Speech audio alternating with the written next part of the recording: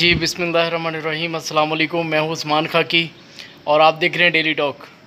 वातसिमू बिहब्लिल्लाहि जमीअन वला तफर्रकू, अल्लाह की रस्सी को मजबूती से थामे रखो और तफरके बादी में ना पड़ो।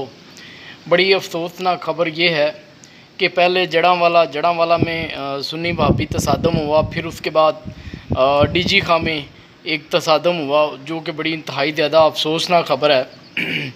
जब पहले ही इंसिडेंट हुआ उसके ऊपर गवर्नमेंट को बिल्कुल जो है ना बड़ा इनिशिएटिव लेना चाहिए था, उसके ऊपर सख्त एक्शन लेना चाहिए था ताकि इस किस्म की दोबारा से जो है जो भी मामलात है इसको दोबारा से दोहराया ना जाए। ठीक है। और बड़ी अफसोसनाक बात यह है कि जो डीजी खां में हुआ वो ये हुआ कि एक मस्जिद है वहाँ पे, तो उसका केस कुछ चल रहा था। वो बरेलवी हजरात कह रहे थे कि वो हमारे पास आएगी और वो अहले हदीस जो थे वो कह रहे थे हमारे पास आएगी, उसके सारे इंतज़ामात जो है हमारे पास होने चाहिए। ठीक है।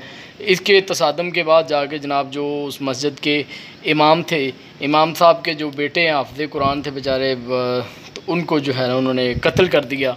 ठीक है। फिर उसके बाद अभी ये पहले जड़ांवाला अभी जो है इंसिडेंट कंप्लीट नहीं हुआ, अभी उसके ऊपर अभी फ़ैसला आया नहीं है कोर्ट का मुकम्मल, और मुजरमों को भी सज़ा नहीं मिली है।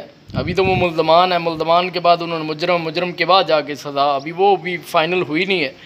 उसके बाद जनाब ये डीजी खां के बाद ही कल ही जो है अबू ज़र गफ़ारी साहब जो अहले हदीस मकतबा फ़िक्र से ताल्लुक़ रखते थे और सेक्रेटरी पंजाब बार काउंसिल भी थे वो।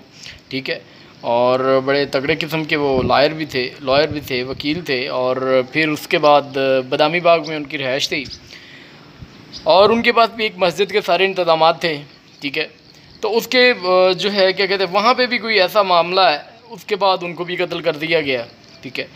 तो जिसके ऊपर जो है अल्लामा इब्तिसाम ज़ैद साहब, हाफ़िज़ अब्दुल करीम साहब, जितने भी अहले हदीस उलमा हैं उनके बड़े मौक़िफ़ आए। और फिर उसके बाद जो जब जड़ांवाला हुआ उसके ऊपर भी अहले हदीस ही नहीं बल्कि दूसरी मकतबा फ़िक्र के लोगों ने भी, उलमाए कराम ने उसके ऊपर मौक़िफ़ दिया कि ये बिल्कुल सरासर ज़्यादती है और गलत है और हम लोग हक़ के साथ खड़े हैं और बिल्कुल जुल्म का और ज़ालिम का हम साथ नहीं देंगे इंशाअल्लाह। और फिर उसके बाद जो है